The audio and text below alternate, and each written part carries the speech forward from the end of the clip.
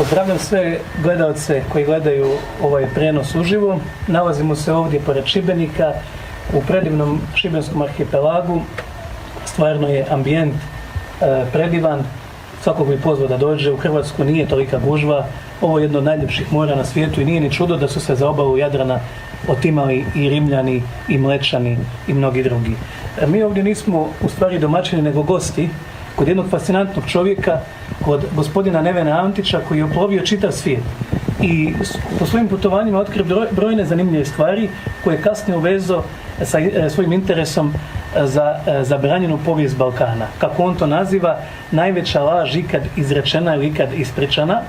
A kako je uopće došlo do interesa da se jedan morski vuk bavi temom naše zabranjene povijesti ili istorije, kako je uopće ušao u tu temu, reći nam gospodin Antić.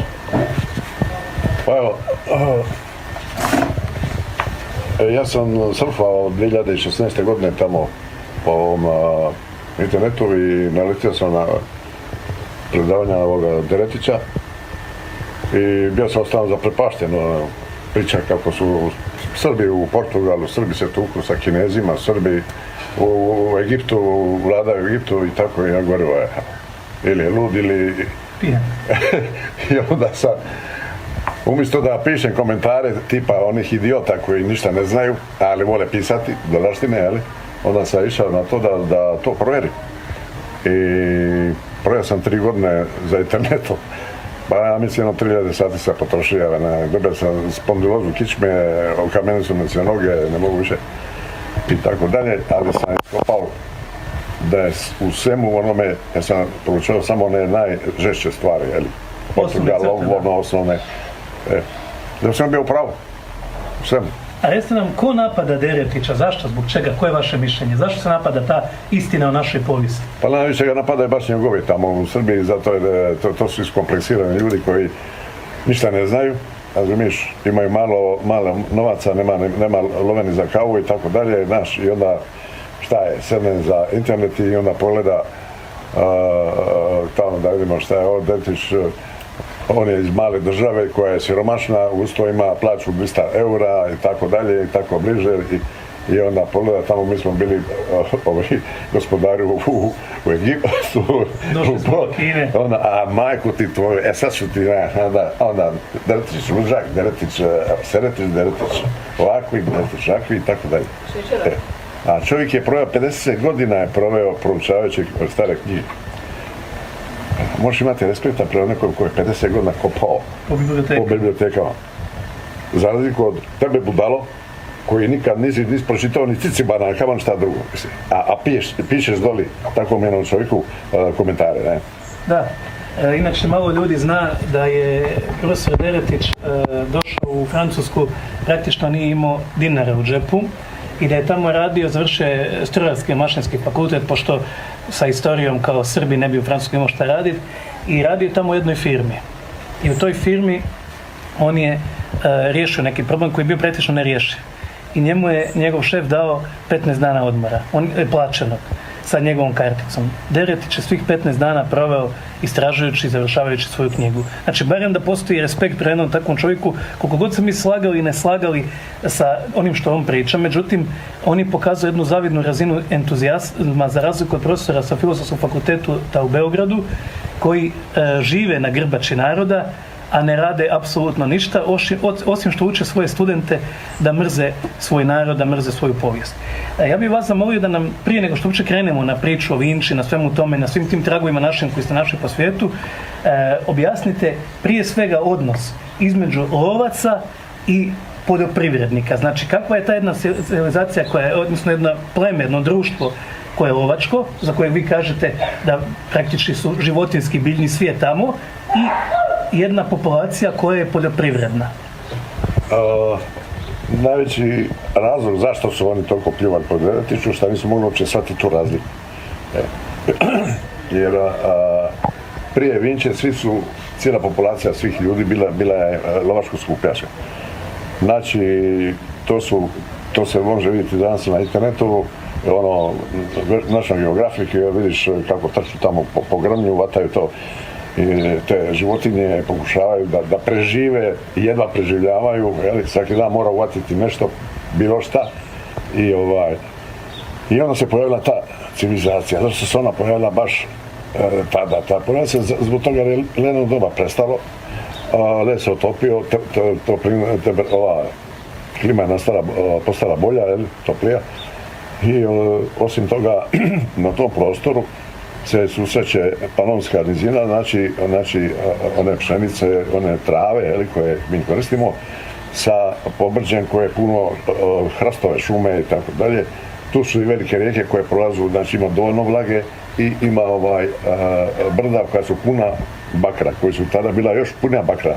Mi smo istrošili, mi danas koristimo 1,5% možda u bakarne rude, a onda su mogli koristiti 20-30%, ko zna koliko, da? I kako su se oni širili, ti poljoprivrednici? Kako je bio njihov rast?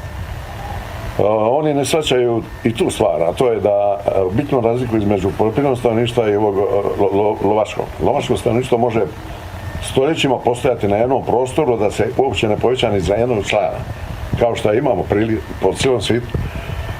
Jednostavno žive tu u nekoj dolini i tu ima ih 50 i 50 su tu. Imaš Sjeverni Nikobar gdje žive otoke veličine malo veće kao pola Šolta ili 10% Brača, 30 kvadratnih kilometara. To su crnačko stanovništvo kao u Australiji, koje je tu već 70.000 godina, a ima ih svega 50 do 100, tako se računa. Znači, konstantno su tu na tom otoku i ne dozvoljava nikome da tamo dođe, bacaju kopljajte.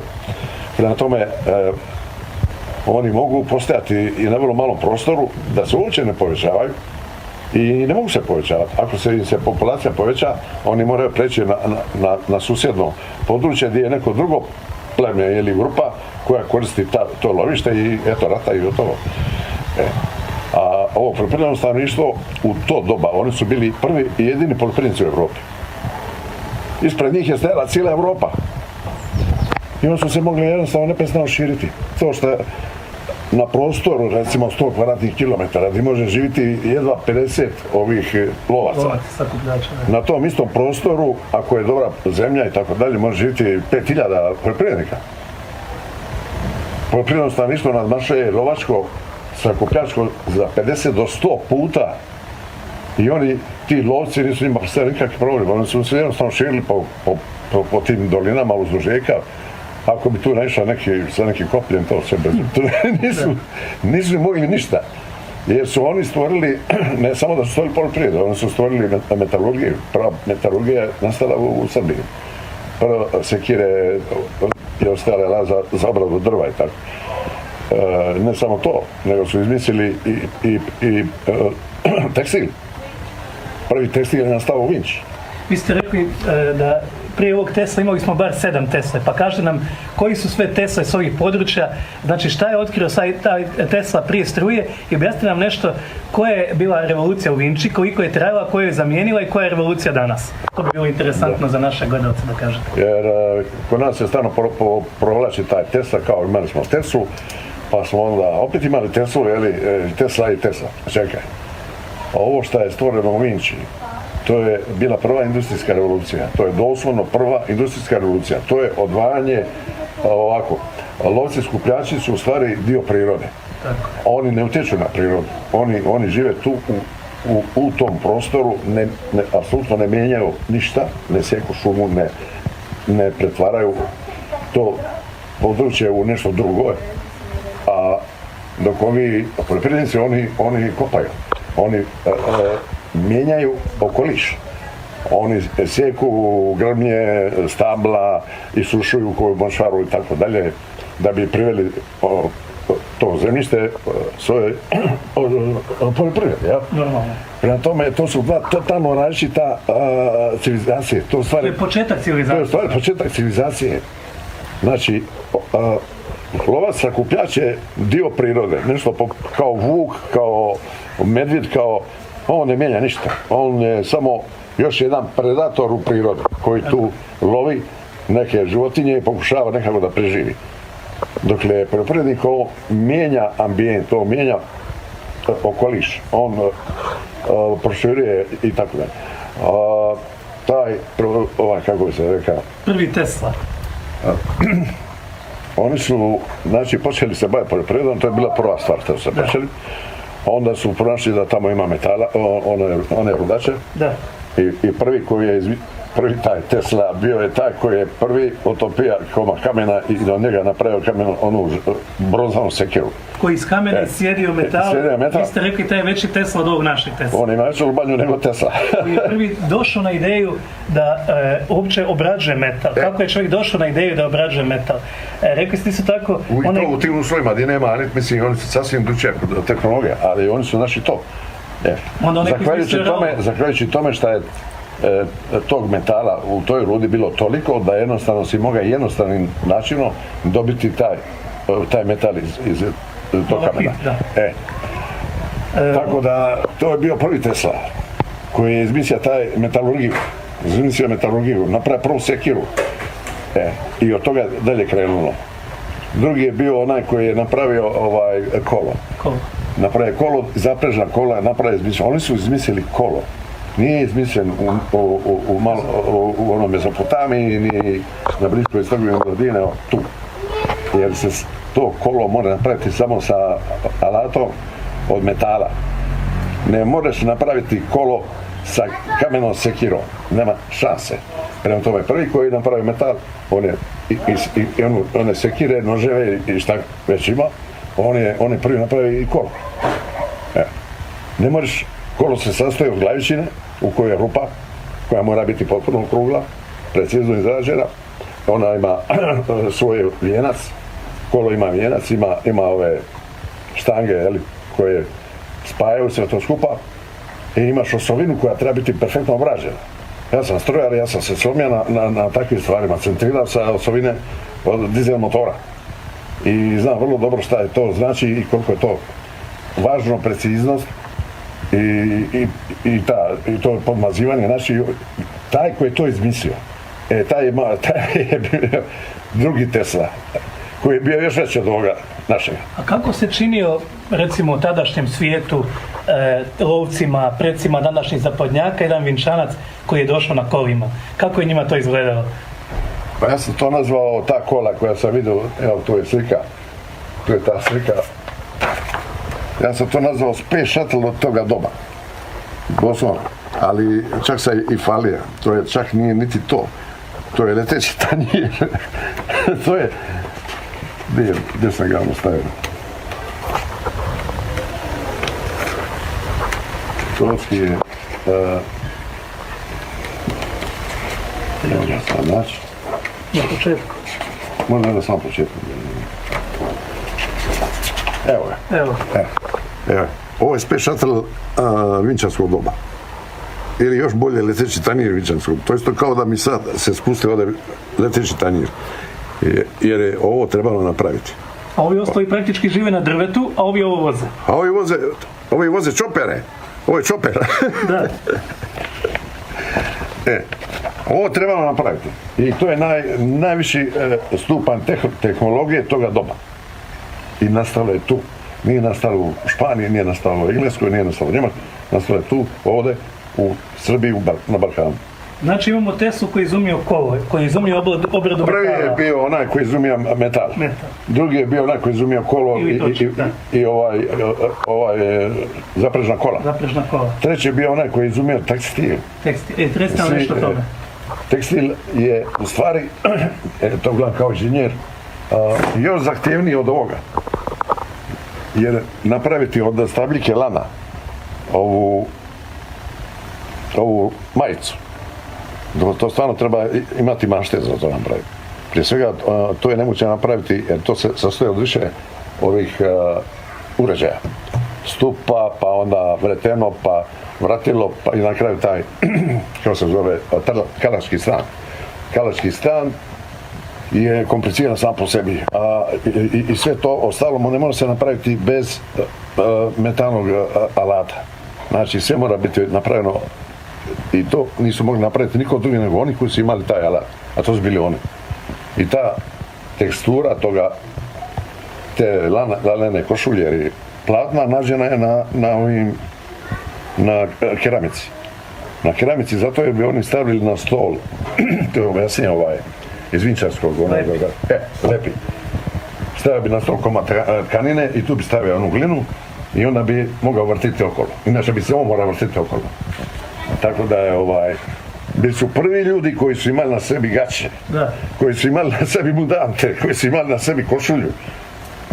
Sa time su napravili, i to se vidi na onim njihovim artefaktima, radili su stolove, radili su stolice drvene, oni su bili prvi ljudi koji su sjedili kao ljudi na drvenoj stolici, za drvenim stolom, jeli su iz drvenih posuda sa drvenom kašikom, bili obučeni u košulje od lana ili platna i tako dalje.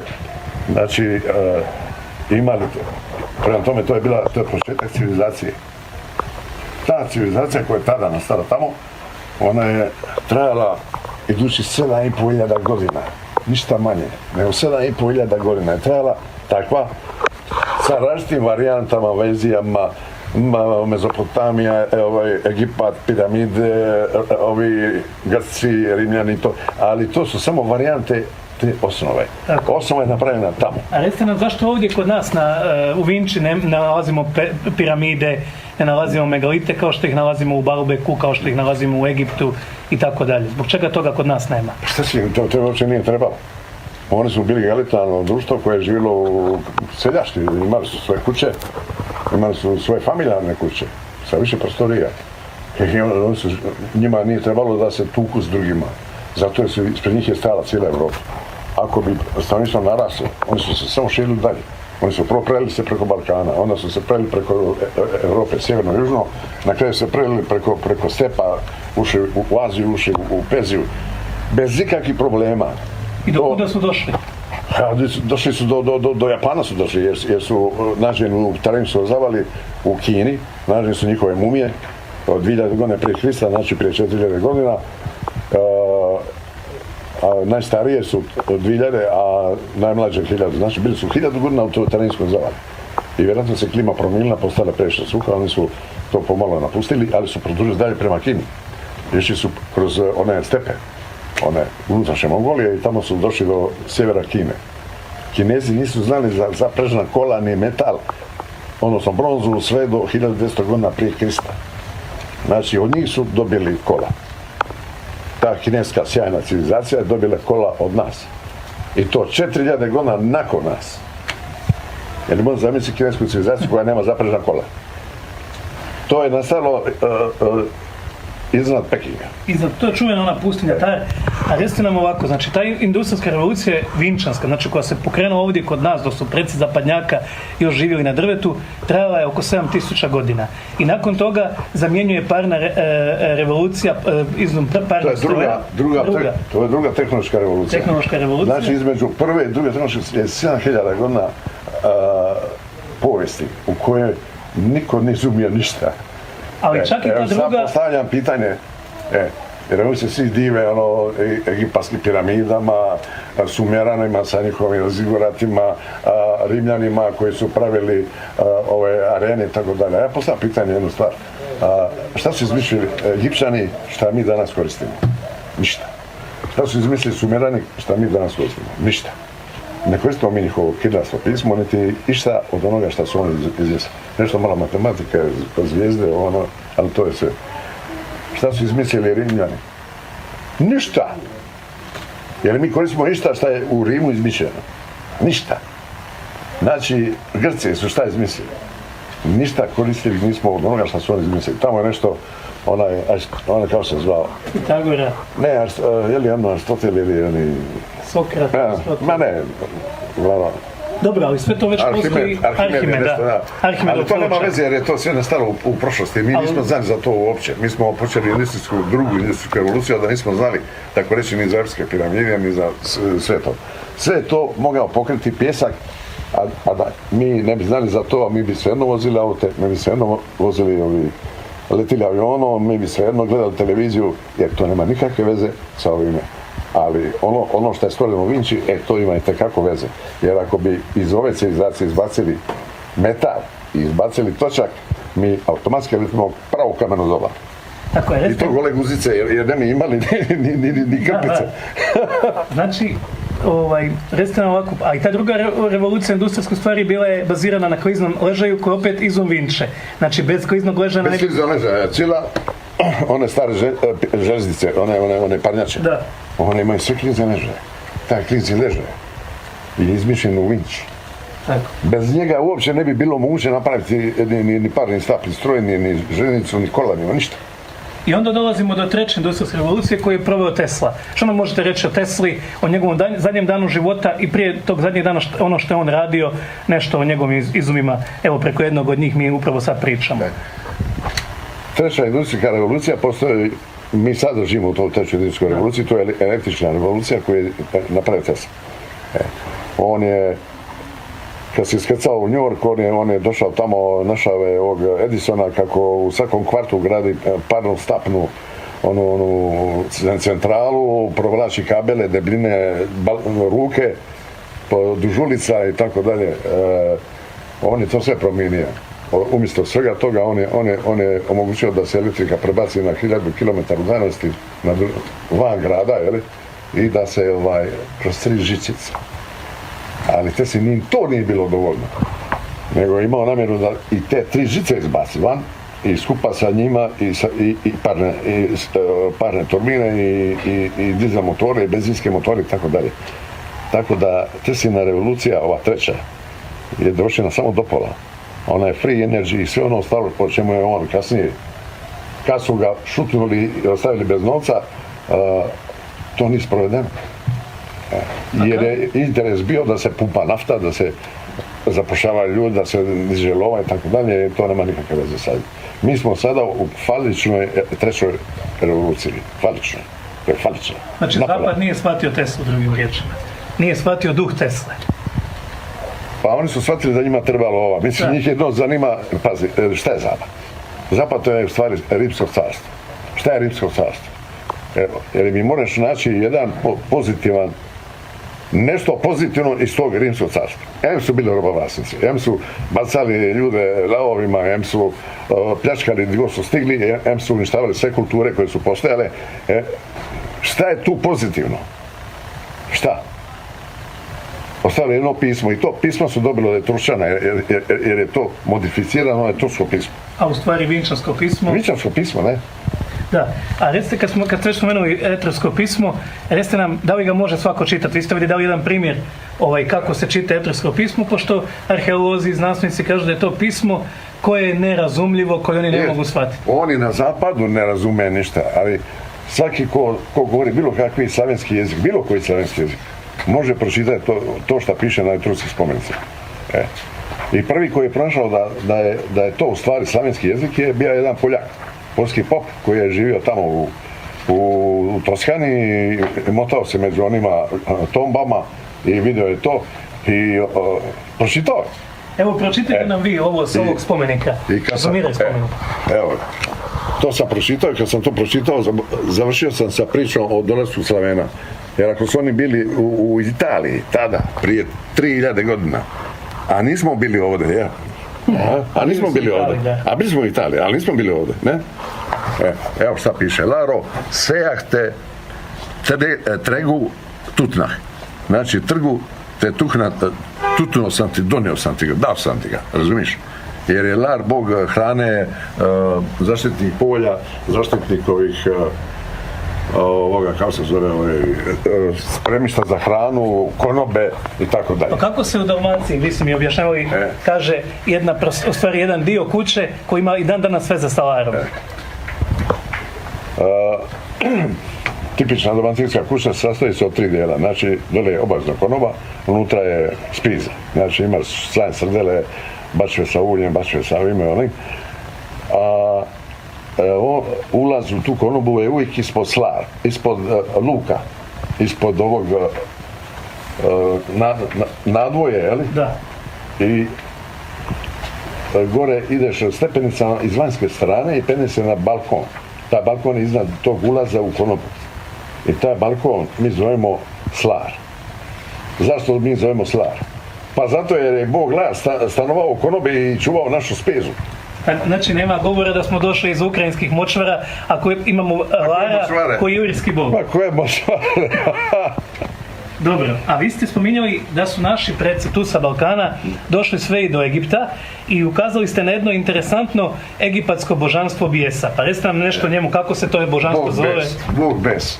I to sam ja slušao na njega i vidim, piše Bog bes, odnosno božanstvo, to je divini ili kako oni kažu. Da. Govorim vjerojatno to znači tratinčica, kad su oni šta ja znam. Međutim, kad sam vidio njegovu sliku, to nije taj, dobro, to je taj, ali ovo ovdje je interesantniji. Kad sam vidio njegovu sliku, kad sam vidio isplaženi jezik, kad sam vidio kako je zlečosto izgleda, jeli? Bijesan sa izbuljenim očima, ona govori, pa nazvali su ga bijes, zato jer je to Bog bijes. I gdje ga sve nalazimo? Nema ga samo kod Egipćana, našli smo ga i na drugim mjestima. To je najrašireniji Bog nakon Isusa Krista. Tada je bio. Ima ga u Egiptu. Imali su u Egiptu. Egipćani su pravili male ove kipiće Boga Besa, jer on izgleda kao samo oličenje vraga. Ima izbuljene oči. I stavljali su pred ulaz u svoje kolibe kuće da ih štite od zlih duhova. Znači, bio je gori od njih. Znači, Bog Bes ih je štitio od duhova. On je bio i božanstvo u ovome, kod Etrušana. Ove Etrušani su stavljali njegove likove na svoje štitove. To imamo na keramici. Te vidio sam štit od ovih Spartanaca, okrugli štit koji je kompletan bio gravirani Bog Bes, njegovo lice samo, izbuljene oči, izdužen jezik i tako dalje. A odakle je Bes na Novom Zelandu? Jedan egipatski faraon, ono što sam vidio na video tubu, je organizirao ekspediciju u Indijski ocean pod nekim admiralom Rata se zvao, Rato Tvrdić ili Ratimir. I oni su obišli Indijski ocean, ušli su u Indoneziju i došli za Australiju i našli su Novi Zeland koji je prekrasna država, zelenilo i tako dalje, to im se valjda svilo pa su se tu neki naselili i tako dalje.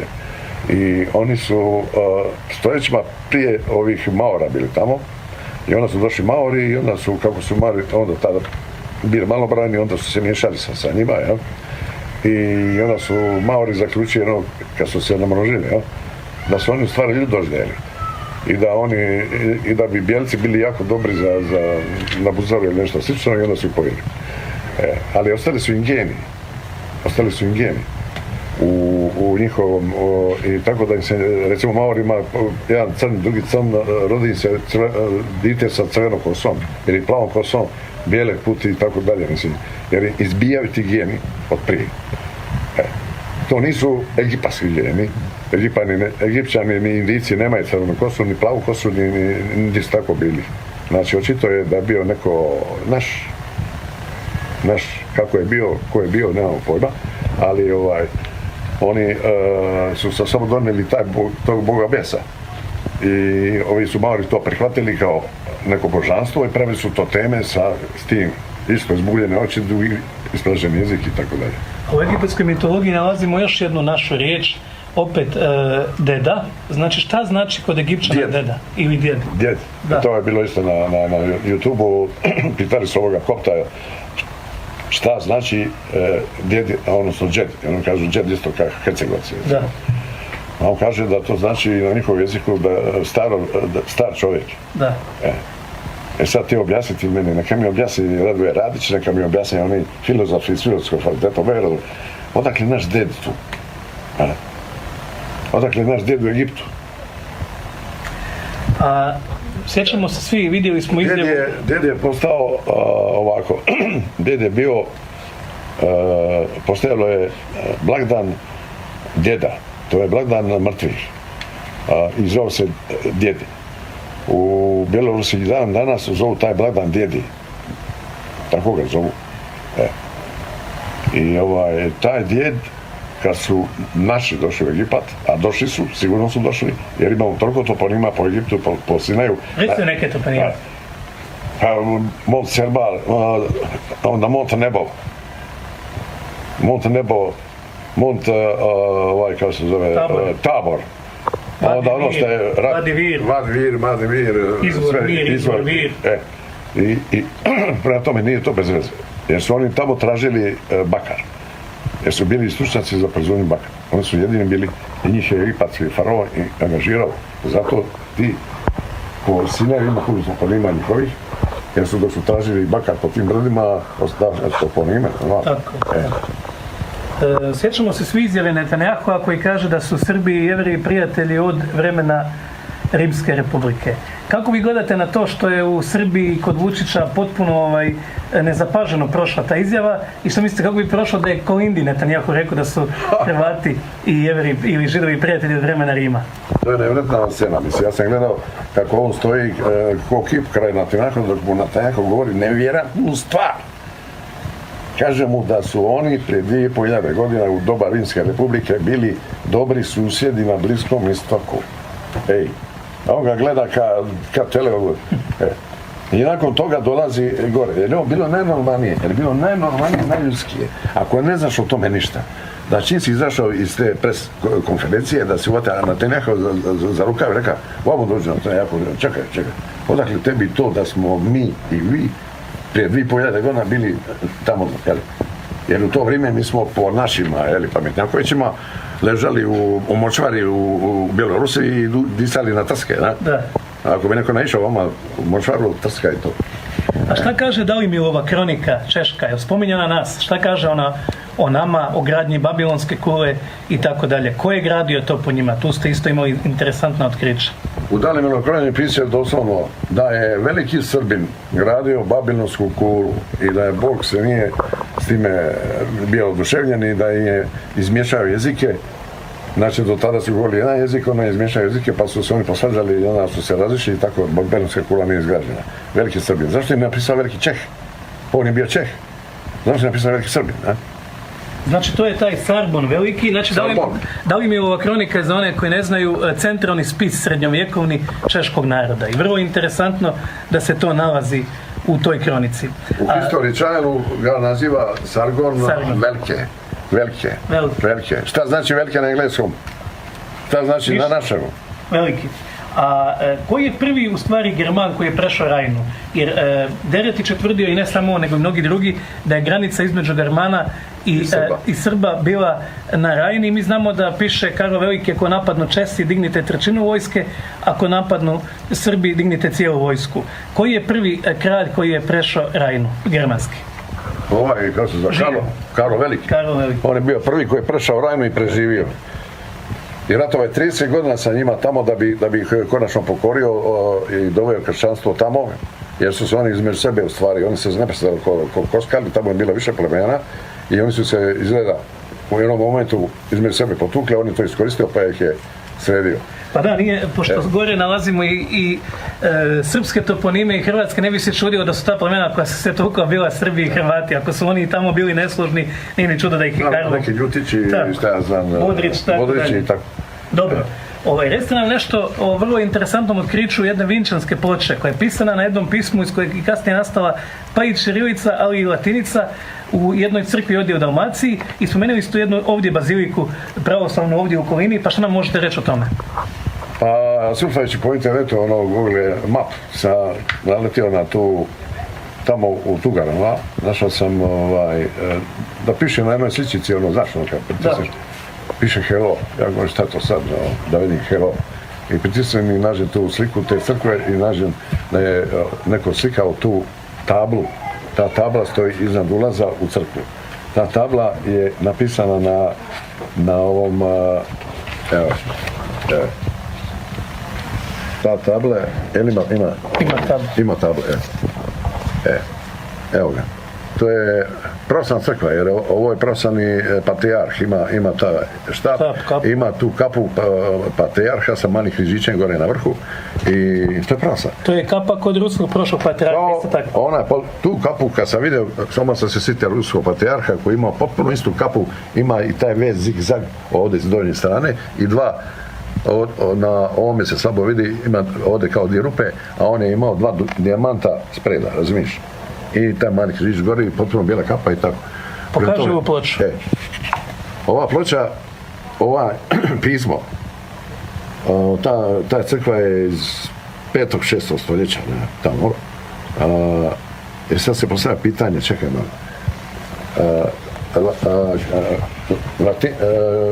Kad su širili tu svoju katoličku vjeru, širili su i latinsko pismo, jel? Po cijeloj Evropi, ne? Grci su širili svoje grčko pismo. Koji vrag je onda njih natjerao da pišu sa ovakvim pismom koje nema nikakve veze, ni sa latinskim, ni sa grčkim. Ćirilica tada nije ni postojala, niti je postojala glagoljica. To je iz 5. 6. stoljeća. Znači to je vinčansko pismo. To znači da je to vinčansko pismo preživjelo 6000 godina od kad su ga počeli upotrebljavati u Vinči pa do danas. Drugim riječima... Do 5. stoljeća dok nije došla ta promjena ćirilice, tako, iako je to sve varijanta vinčanskog pisma. Znači Ćiril i Metod su stvari samo standardizirali ono što je već prije njih postalo. Oni su nešto modificirali, jer to vinčansko pismo je modificirano bezbroj puta. 6000 godina, pazi, nije postojala školski sistem, niti je postojala standardizacija. Znači neko je to pismo koristio na drugčiji način, bila su neka drugčija slova, ali u biti to je to. Odatle je došlo sve. I to je najstarije pismo koje je ikad izmislio. Ne postoji ništa starije od vinčanskog pisma. Šta ste našli prilikom gledanja bombardiranja Dresdena? Znači, i malo nam recite o tome kakav se grb tamo nalazi i tako dalje. Ti nam ovo zoomiraj kad bude gospodin priča. Gledam sam, volim gledati te historije, channele i tako, vidio sam na YouTube-u isto da je Dresden bio strahovito bombardiran, da je poginulo nekoliko 10.000 ljudi, bio strahovito srušen i onda me zanimalo kako sad izgleda i onda sam išao gledati, ima slika komila o sadašnjem stanju Dresdena i onda sam naletio na ovo tipa ovdje koji na svom opasaču, to je očito se nikom, jeli? Ima ovo, srpski grb, usred Dresdena, na ulaznim vratima grada Dresdena, kip od 3 metra visine, očito se nikom nije ratnik, ja? Evo, izgleda on kod da na slamku diše u močvari, evo, zoomiraj nam, pokaži nam ovo. Jel bi ti njemu prolila pivo u kafiću? Je li to kukavica koji se dovuko za rijeku, bavarski konj? Je li to kukavica? Polaj. Taj pobiže oma, čim vidi nekoga pobibija, jeli? Diše na slamku i tako dalje. Koliko su nas pljuvali. Znači taj grb sa 4 ocjeva je star najmanje 10.000 godina. On je star sigurno 8.000 godina, nađen je na vinčanskim onim figurinama, nađen je na mumijama od ovih u Kini, na ovih mumija u Kini. Mumije u Kini su najbolje očuvane mumije, one iz starimske zavale, koje su ikad nađene, zbog hladne, suhe i slane klime. Savršeno su očuvane, kao da su pokopani prije možda par dana. I na njihovim kaputima su našli okrugle krugove i unutra križ i 4 ocjela. I to sve duž cijelog kaputa. Čekaj, njihova genetika, Kinezi su proučili i našli su da je to slavenska genetika. R1A, tako je naš. R1A i R1BA, šta kako se zove. I ako ćeš gledati ko su onda oni, čekaj,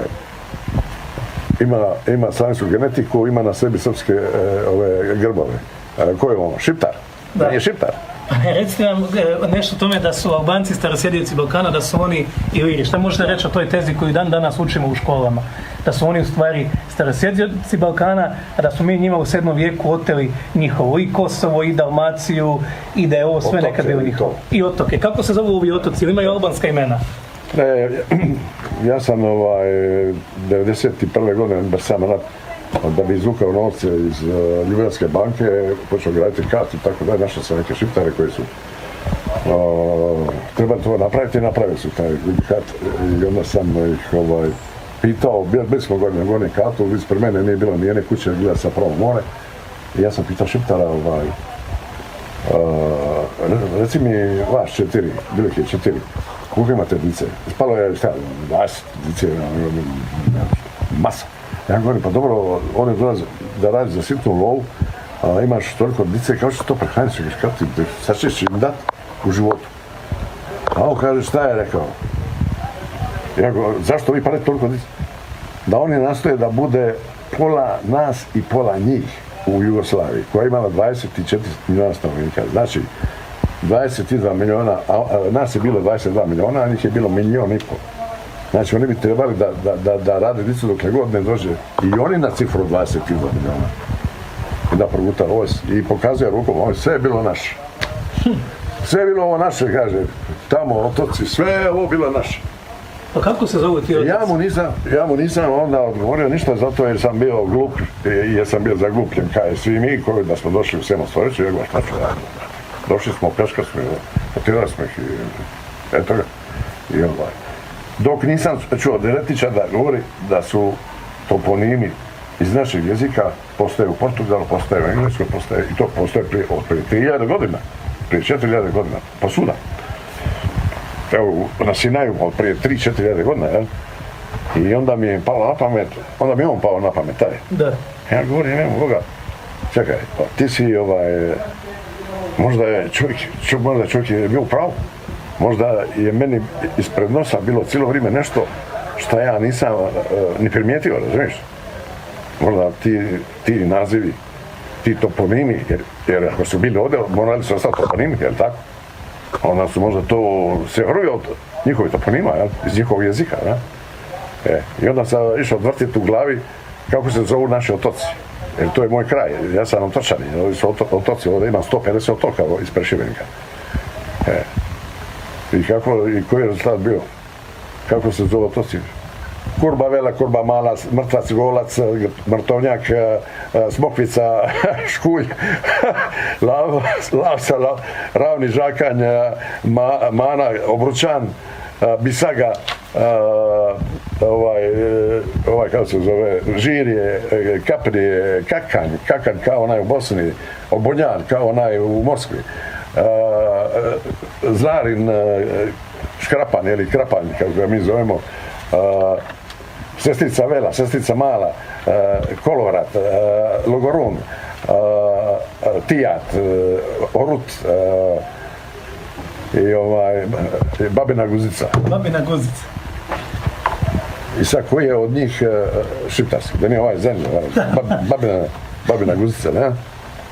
Da, znači, vi smatrate, ja nisam u krivu ako kažem da je čitava ta priča oko doseljavanja Slovena, oko toga da su Albanci stanovnici i prastanovnici Balkana, u stvari tu u sklopu otimanja Kosova, znači da se pokaže da su oni starosjedioci na taj način da oni imaju pravo na Kosova. Srbi koji to tvrde, onda im ne treba Kosovo kad kažu pa nismo, mi smo se ovdje dovukli pa možemo i otići ako smo i došli.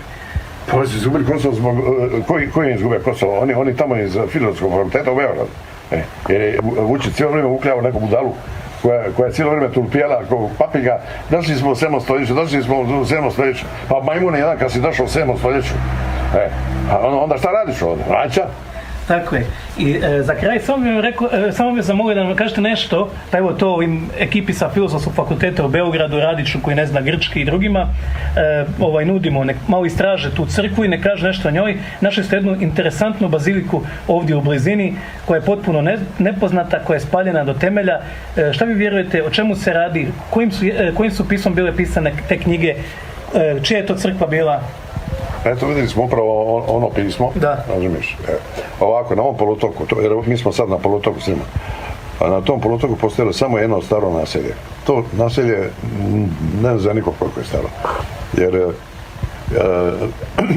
vjerojatno 1000 godina, možda ko znam sada, jer je otok, drugog naselja nije bilo tada, samo jedno.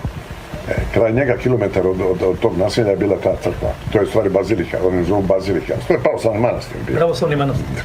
Nemo šta, on je srušen do temelja, ali do temelja razvod zemlje. On je bio potpuno porušen i sada je malo nadograđen od onog kamenja što je preostalo da se vidi uopće na što je ličio. Ne?